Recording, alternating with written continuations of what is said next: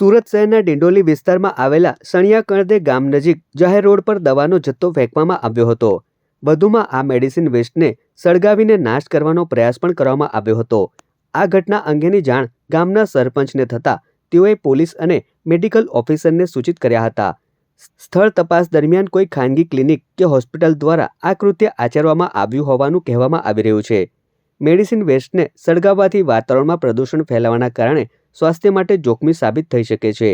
Medical ઓફિસરે આ અંગે જણાવ્યું હતું કે કેલ્શિયમ અને કફ સિરપની દવાનો જથ્થો ફેંકવામાં આવ્યો છે અને જે મેડિસિન્સ એક્સપાયરી ડેટની છે. હાલ આ ઘટના અંગે તપાસ શરૂ કરવામાં આવી છે અને જવાબદાર સામે કાર્યવાહી માટેના ચક્રો ગતિમાન કરાયા છે.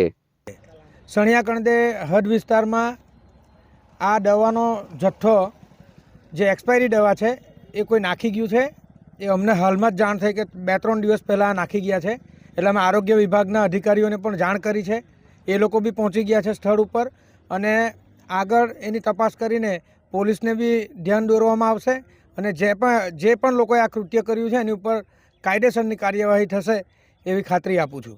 આ દવાઓની પ્રારંભિક તપાસમાં અમને ખબર પડી છે કે આ દવાઓ પ્રાઇવેટ પરચેઝમાંથી છે, જે કે પ્રાઇવેટ મેડિકલમાંથી યા પ્રાઇવેટ ક્લિનિકમાંથી લીધેલી હશે, જે 2022-2021ની એક્સપાયરી ડેટની દવાઓ છે, જેમાં કેલ્શિયમ અને કફ સિરપ છે, એન્ટીબાયોટિક છે, થોડાક ઇન્જેક્શનો બી છે, જેનો ઉપયોગ શરદી ખાંસી માટે, શક્તિ માટે તથા ઇન્ફેક્શન નિવારવા માટે થાય છે.